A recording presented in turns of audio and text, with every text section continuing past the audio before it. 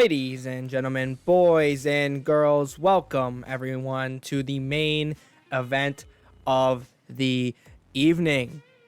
In the red and the blue corners, around the whole squared circle, arises the number one YouTube boxing exclusive podcast with your host, Patrick McGoff.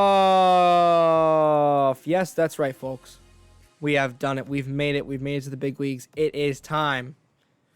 The Gloved Up Podcast, the number one podcast centered exclusively on YouTube boxing. Now, I've got some other podcasts coming up and everything, but this is my YouTube boxing exclusive one tied into the number one YouTube boxing exclusive show.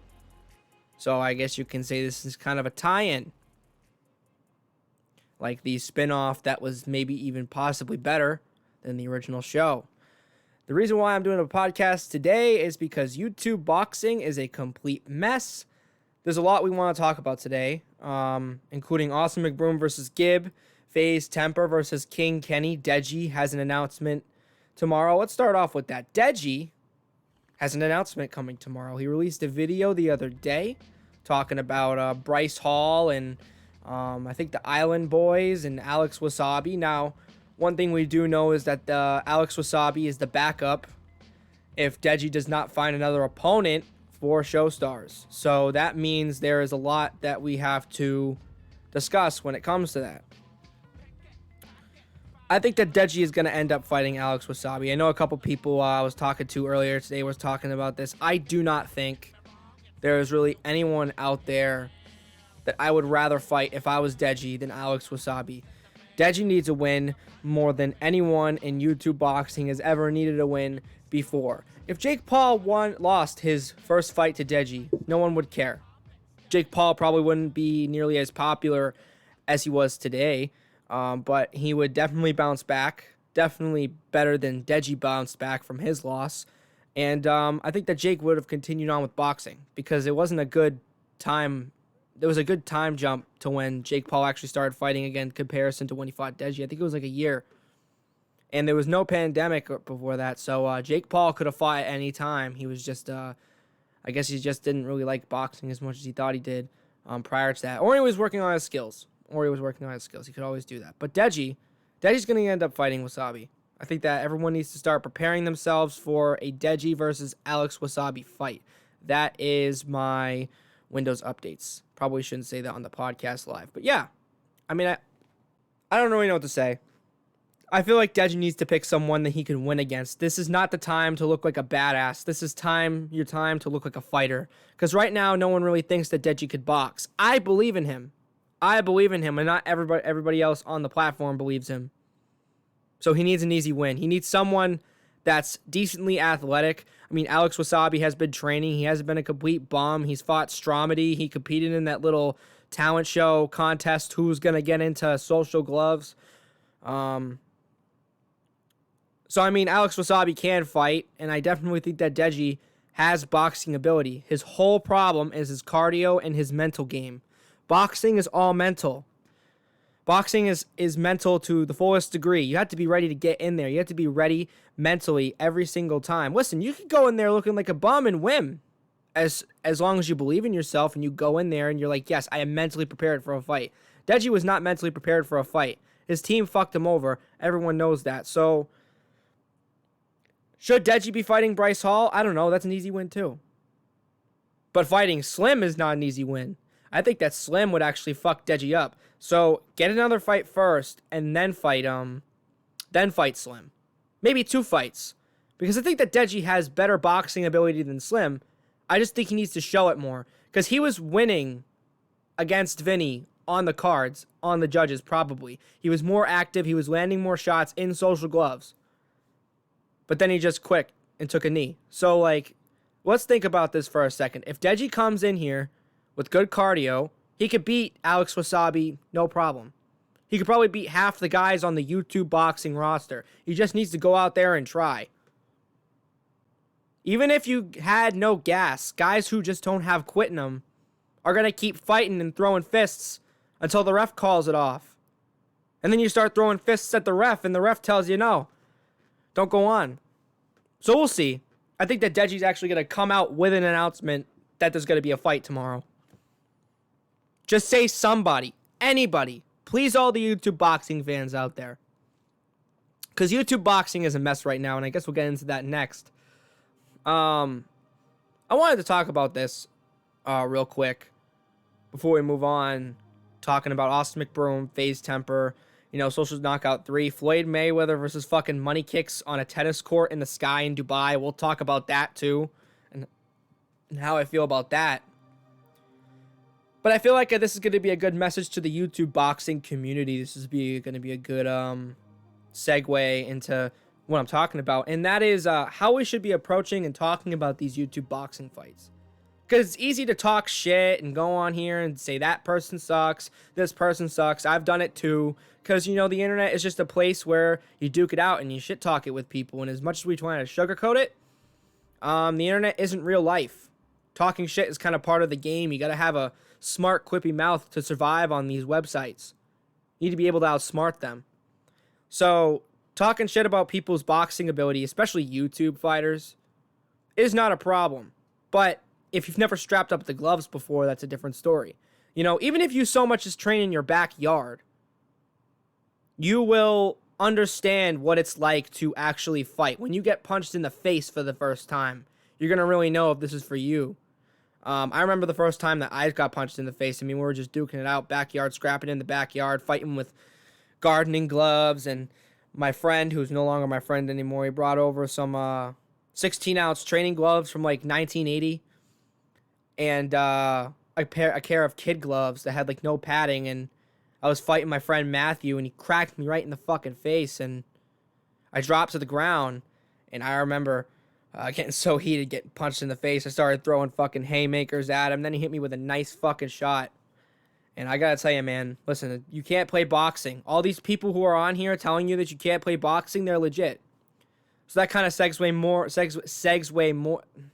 kind of leads more into what I was gonna say, is that I think we should all just be more respectful and kind of be more patient, realize that there's things coming, because the fighters can't just come out and say that things are going on. They have contracts and people above them that are telling them what to do and what to say, to a degree, what not to say, mainly, because no one really cares what you can say. They usually outline what you cannot say, like when a fight is coming, who you're fighting, because if you're fighting someone and then the other person ends up pulling out, you just announced a fight and everyone gets excited for it, and then the opponent that was kind of second fiddle to the other one you were announcing, it's not as good. So it de-hypes the fight, I guess you could say. It's kind of like FouseyTube and Keem talking shit about the fighters. Oh my god, I think that Gibbs going to lose against Taylor Holder easy, right up there on the stage with everybody. It kind of loses the hype for the fight. I mean, you don't want to be talking shit about your own event, like predicting who's going to win, because that's what you tune in for.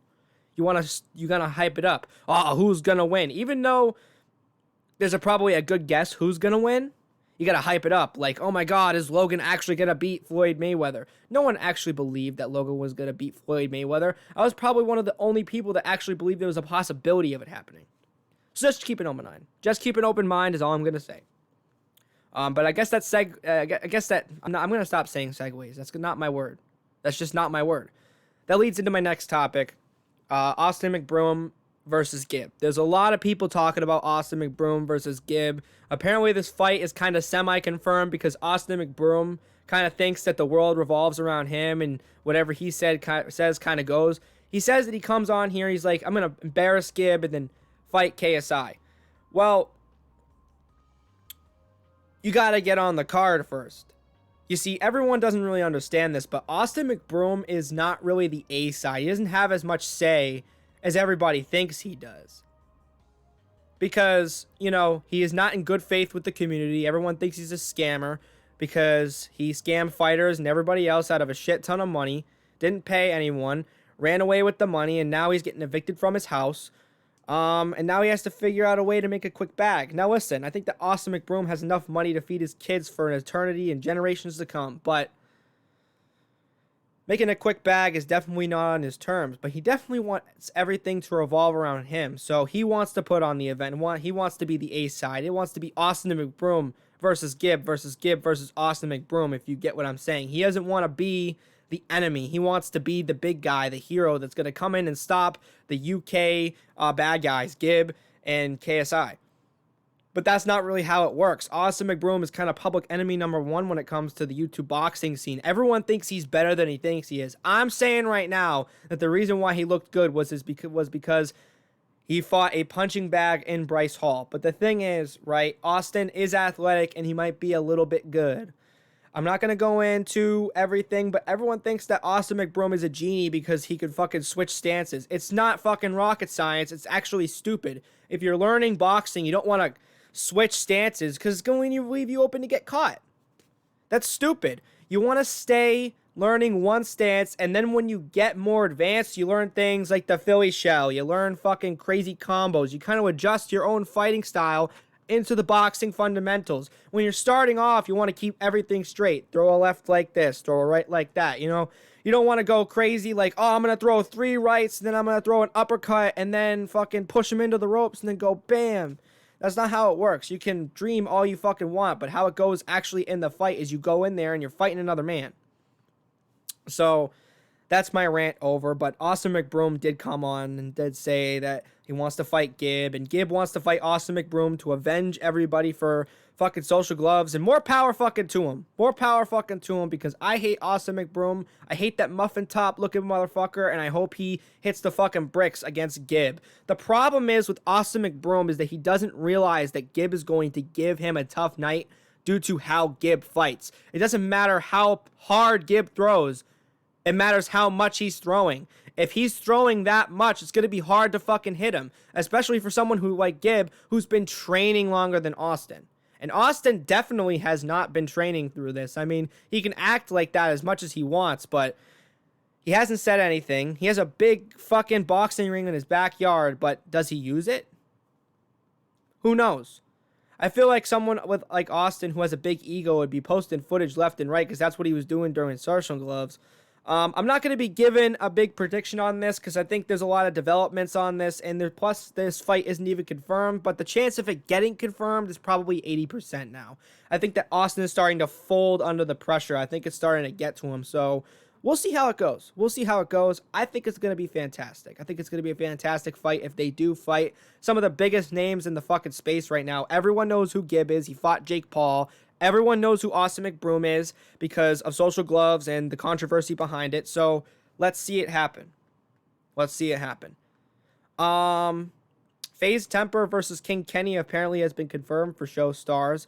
I'm going to do a whole video on Showstars. I think that's going to be my next gloved up episode, is dedicated to the entirety of the Showstars card. But FaZe Temperr versus King Kenny is like the only fight that's like 100% confirmed.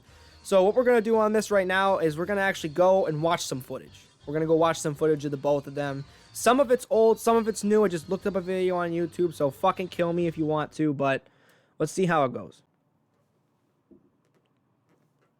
Alright, King Kenny versus FaZe Temperr. I honestly have been seeing a lot of people saying that King Kenny is going to be able to beat him.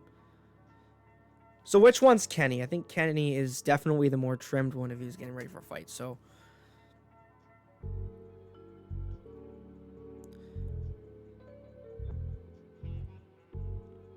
honestly, I don't know when this footage is from, but Kenny isn't looking absolutely amazing. He's kind of maneuvering a little bit, but he's kind of doing head movement for the sake of head movement, if I'm being completely honest.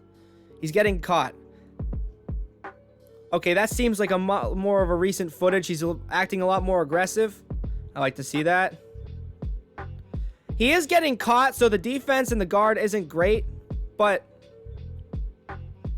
he's doing great. I just really don't know what to say. I'm not like a fight analyst. I'm just kind of taking a look at this footage and seeing what I'm seeing. So the beginning of the footage definitely was from a while ago, because I see a lot of improvement just from these 20 seconds. He seems to know what he's doing in the boxing ring to a decent amount. And he's been sparring. He's trimmed. He's looking good. Looking pretty shredded. He definitely knows what he's getting into. He's ready for this. Is FaZe Temperr ready for this? Has his silence made any difference? So here we see FaZe Temperr. He's got the Beats headphones in. This is him sparring with FaZe Sensei, just doing a little bit of body work, I guess you could say, a little bit of head work. I don't really know. So FaZe Temperr definitely isn't terrible. He has a good understanding on how to move his hands, how to move his head. Right here, this footage looks a lot more older, but I see that how a lot of people are saying that FaZe Temperr might have this. I feel like he has a better understanding of what is going on in the ring. FaZe Sensei's just on a whole nother level, man. You can definitely see it. Definitely someone that's good to have to look for advice and everything on when you're training is going to Sensei. Even if he doesn't know a whole lot about boxing comparison to like an actual professional boxing coach, he knows what he's doing. And the famous footage where he gets clipped in the fucking face. God fucking damn it. But listen, Temperr's pretty fucking aggressive. Even if you know he's not the best boxer, he has a good understanding on how his fucking hands move. Kenny's at definitely a different spot than him. Who do I see winning that fight, though, is my question.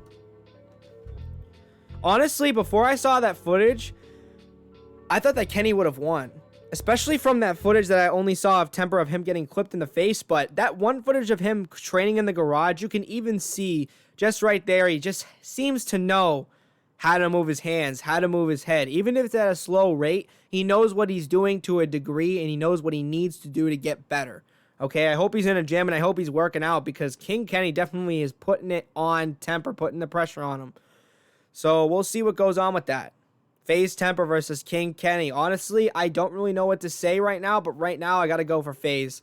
I got to root for FaZe. I cannot just go over and root for King Kenny. I don't really know him that well. I wish the best of luck to him. I like his trash-talking attitude. I think he's got some fire to him, and I like to see that, but I don't really know. I want to root for the FaZe guys, you know? I've been repping FaZe since I was like, I don't know, 12, 13 years old, so I got to stick with him. I think that Tommy Temperr is going to be fucking bringing the pressure to him. And I also don't like how King Kenny is saying that he doesn't know who FaZe Temperr is. Listen, everyone knows who Temperr is if you know FaZe. If you know FaZe, you know Temperr. You know Apex, you know Adapt, you know fucking Banks. Banks is my favorite. Shout out to fucking Banks, but Jesus fucking Christ. Whoever knew that the FaZe guys would ever get back in the ring. And apparently Jarvis isn't even in FaZe anymore. I mean, I understand that it creates a conflict of interest. And if my brother was in FaZe and then he did a crypto scam and he got kicked out of FaZe, I mean, and they asked me to stay in FaZe, I don't know, man. I feel like that would hurt my brother's feelings, especially if my brother got me into FaZe. That would fucking suck. But hey, who knows? FaZe Temperr versus King Kenny. Leave it in the comments, I guess you could say. Social Knockout 3. I was watching a video with Adam Saleh today, and he said that he had a fight in April. Whether it's the end of March or like maybe the beginning of April. We know that Social Knockout 3 is coming back. It's going to be a little bit controversial with Floyd Mayweather versus Moneykicks, and I doubt that Social Knockout 3 is going to be Floyd Mayweather versus Moneykicks. I 100% doubt it. I'd put my money on that. I'm so doubtful of it. I think it's a separate event, and I got to plug in my charger, I guess you could say. I don't think that Floyd Mayweather and Moneykicks fighting on the top of the tower is going to be Social Knockout 3. I mean, I think that Social Knockout 3 has a kind of set way they like doing things. They like grabbing the Instagram and TikTokers of Dubai and that over there, and like kind of like the European Asian world, because I don't think there's a single American aside from Slim and Adam Saleh who fought on Social Knockout. I'm pretty sure they're all from places outside of the United States. So I think they just kind of grab any influencer they can find around there. Like, hey, you want to fight for some money? Sure, I'll do it. That's why you have like the girls fighting. They literally looked like they trained for maybe like a couple of hours before they went in there. I mean, NNA Productions, he showed a little bit of improvement in his last fight. I didn't really watch it that much, to be honest with you. I wasn't really interested. But Adam Saleh says that Social Knockout 3 is going to be in March, April. Who are they going to be fighting? Who's going to be fighting? I don't fucking know. You can never predict what's going to go on with Social Knockout 3 or the Social Knockout events. They're kind of the clusterfuck circus events of all the Social Knockout, not of all the YouTube boxing events. And I love them. They're so much fun to watch. They're so goofy. You get some crazy fucking shit happening in them. And Moneykicks. Oh, Moneykicks. I fucking love that guy. Everyone knows how much I love him. But I like Adam. And I like Slim. I like them both. The Mario and Luigi of YouTube. I fucking love those two. I do. I don't like Adam, staging fights and shit like that, but I think we can all get past that. Do we really believe that the manager is telling the truth 100%? I guarantee you that they probably just did it together. Guarantee you that Nas guy and Adam Saleh got this fight together and said, hey, don't hit Adam too hard. We want him to win. We want him to get the fight with KSI. And then the MMA fighter is like, sure, I'll do it. What was his name, Marcus? And then Nas, when Adam Saleh said, nah, fuck you, Nas is like, he staged the fight. But I don't really know. I don't know anything about that Nas guy. I'm kind of more of an Adam Saleh fanboy. So even though I like to hold Adam to a certain standard, I like him to be honest and upfront because I think that's what, he should do. I think he's an all right guy. I think that Slim's a good guy too, and I don't think he gets enough credit for his YouTube boxing. He released a whole podcast. But to be honest with you, I don't have a lot of things set up right now, and I really don't think that the experience of me reacting to anything really goes on very well. It's not going to be very entertaining, especially with that FaZe Temperr and King Kenny reaction. I mean, I couldn't really get my words together, so we'll see what happens with that. We'll see what happens with that. Social Knockout 3, you really don't know. I really can't predict anything that's going to happen. We're just going to see what happens. I doubt anyone that I know outside of Adam and Slim is going to fight on Social Knockout 3. If they claim it's going to be the biggest event ever, I'm going to watch. And it better be fucking free. It better be fucking free. Don't stop that trend. I like the shit being free. Because I can react to the fights and I can get views. So if I can get views and you guys can make money, then we're all good. But I don't want no Dana White $74.99 painted. I'm not paying $74.99 to watch The Serial's Gone versus Francis Ngannou. The Serial's Gone. I said that when I was playing Halo yesterday. I was like, The Serial's Gone. Serial Gone. It's Cyril Gone. And Francis Ngannou. Francis, I'm gonna leave the UFC. This is a YouTube boxing show, but come on. The Serial's Gone versus Francis, I'm gonna leave the UFC. Ngannou leave the UFC. I'm goofing off. But last but not least, let's talk about Floyd Mayweather versus Moneykicks. Probably my two favorite people on the planet. Floyd Mayweather versus Moneykicks. My prediction, I think that Moneykicks knocks out Floyd Mayweather in the second round. Last time Moneykicks showed he's got power in those motherfucking gloves. Whether he's putting egg weights or he's got fucking $100 bills in the lacing of the gloves, I don't give a shit. That guy is fucking powerful for a skinny little man. I think he's going to solo Floyd. If not, I think that Floyd and Moneykicks are going to be too light for the altitude they're going to be fighting at, and they're just going to be flown off the building. Goodbye, Floyd Mayweather. Goodbye, Moneykicks. I don't like this fight at all because I hate the both of them. I think the Moneykicks is a dirty cheater. Everyone knows about my notorious breaking of the story. I mean, I don't like to mess around or anything because I did break the story. However, Moneykicks stuffed his gloves. He had no tape on his gloves. Everybody at Social Knockout 2 had tape on their gloves, but Moneykick didn't have tape on his gloves. So why didn't he have tape on his gloves? Because he was cheating. And he also lost against my boy Anus at Social Knockout 1. I watched that fight. I only watched 1 minute of that fight, and the whole time Moneykicks was getting served up. And Anas doesn't even know how to fight that well. And he doesn't even speak English either, so I couldn't even tell him how good he did against Moneykicks. He just looked at me being like, bro, what are you saying? And he couldn't even say that because he doesn't even speak English. But everyone knows why Floyd is doing this. He's doing this for the spectacle. We're going to fight on a tennis court in the sky. It's going to be so cool. I'm going to make $100 million off of it and still not pay Logan. Floyd's a terrible businessman. He's a great boxer, and he's probably going to kill Moneykicks. And, he's probably doing this for a paycheck, but hey, it's YouTube boxing, and we all love saying this. So now we can actually call Floyd Mayweather a YouTube boxer. He's fought 2 YouTubers. Now, the one thing I was questioning was, how is this Moneykicks guy even, like, famous? He has to be famous for something, right?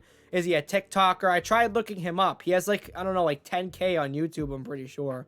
His father is, like, a billionaire. So now we know why Floyd is fighting him. They're fighting on this tennis court. Everyone knows it's the famous one. It's in the sky. You go through the top of the tower or whatever, and you go up some steps and you play above the city. I think that would have been dangerous. I think that's going to be pretty dangerous, but, you know, it's Floyd Mayweather. You know, what I think they're going to do and how they're going to do it, because everyone's saying, oh my God, you can't get fans up there. Well, they're either going to lift some bleachers up with some fucking choppers, and then they're going to watch it that way, high school style. Or there's going to be like a giant monitor at the bottom and a giant monitor lifted up like by a blimp or a helipad. Yeah, that's what they should do. They should fucking like telegraph it on a blimp. So when Moneykicks and Floyd Mayweather are fighting, it could show it in the background. It could show the fans down in the fucking bottom of the tower. And the bottom of the tower, there'll be like a giant fucking movie screen. Floyd can afford that, right? I mean, if he's doing this fight, I don't think he can afford anything. But and that would be really cool. There's like a giant monitor at the bottom. Everyone's cheering. Yeah, Floyd, get him. Why is Floyd doing this? Why is Floyd fighting Moneykicks of all people? Why not KSI, Jake Paul, any other person? Why Moneykicks? He's like the worst one. I want him to win. I want Moneykicks to win because I don't know. Even if Moneykicks is a dirty cheater, I mean, I don't know. I think slapping a hooker is worse than fucking cheating in a boxing match. But I don't really know. This fight is weird. It's all for spectacle. Like, it's all just for Floyd to say, I fought on this tennis court in the top of this tower in the Middle East, and it was awesome. I kicked the guy's ass. I feel like Floyd should really just go in there and serve this guy a lesson. Make sure Moneykicks never wants to box again. Like, what if Floyd actually tried against Moneykicks? Moneykicks is terrible. Well, like, he might be the worst YouTube boxer ever. Why? Why him?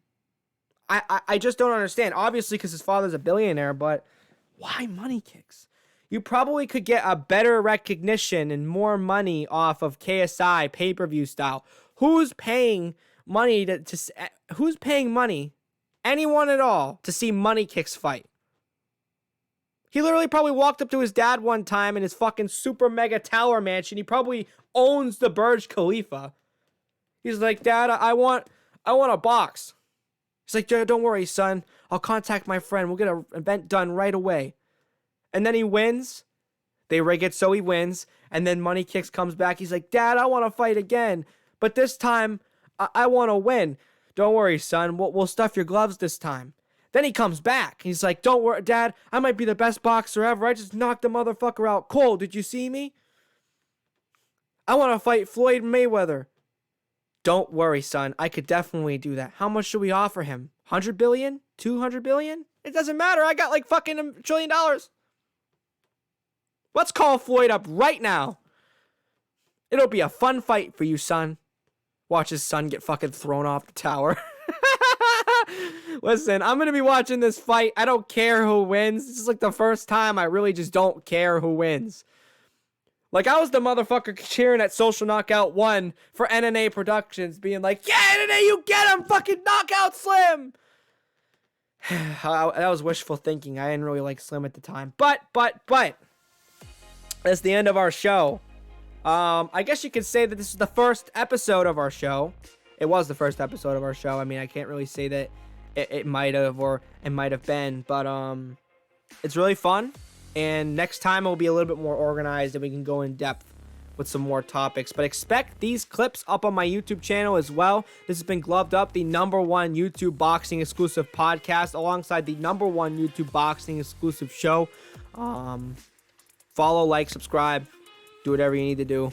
And I'll see you guys next time. Peace.